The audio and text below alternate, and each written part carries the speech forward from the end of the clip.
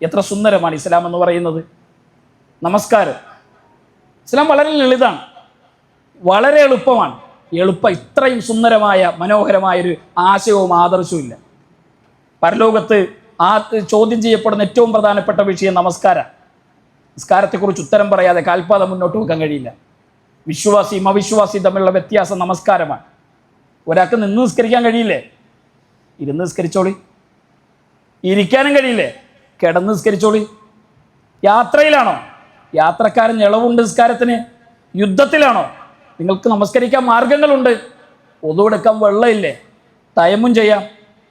എല്ലാ എളുപ്പവും എല്ലാ നന്മയും ഇസ്ലാമിൽ ആരാധനാകർമ്മങ്ങൾക്ക് നമസ്കാരത്തിന്. ഏതും നോമ്പ്, രോഗിയാണോ, യാത്രക്കാരനാണോ, പ്രയാസങ്ങളുണ്ടോ, ഇളവുകളുണ്ട് നോമ്പിൽ. മതമെന്ന് പറയുന്നത് എളുപ്പമാണ്. വിവാഹം, ഇസ്ലാമിലെ വിവാഹം എത്ര ലളിതമാണ്. വരനും വധുവും വലിയും 2 സാക്ഷികളും മഹറും ഉണ്ടെങ്കിൽ ഇസ്ലാമിലെ വിവാഹമായി. പക്ഷെ മനുഷ്യരതിൽ കൈകടത്തുമ്പോൾ, മനുഷ്യർ മതത്തിൽ കൈകടത്തുമ്പോൾ മതം ഭാരമാകുന്നു, മതം പ്രയാസമാകുന്നു, മതം നമുക്ക് ബുദ്ധിമുട്ടായിത്തീരുന്നു, മതം നമുക്ക് വല്ലാത്ത പ്രതിസന്ധികൾ സൃഷ്ടിക്കുന്നു. ലളിതമായ വിവാഹം, മവദ്ദത്തും റഹ്മത്തുമാണ് അള്ളാഹുവിൻ്റെ സമ്മാനം. അതിനെങ്ങനെയാണ് മതത്തിൽ മനുഷ്യർ കൈകടത്തി ആ വിവാഹത്തെ കൊണ്ടെത്തിച്ചത്, ആരാധനകളുടെ കാര്യത്തിൽ കൊണ്ടെത്തിച്ചത്?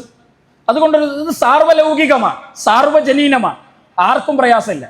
ഇവിടെ